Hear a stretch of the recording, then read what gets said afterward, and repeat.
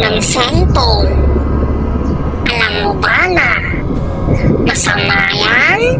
Yung sobra sa paggamit ng cellphone? Oo, masama yan. Kaya naman, bitawan mo na yan. I-charge mo na yan dahil lobat na yan.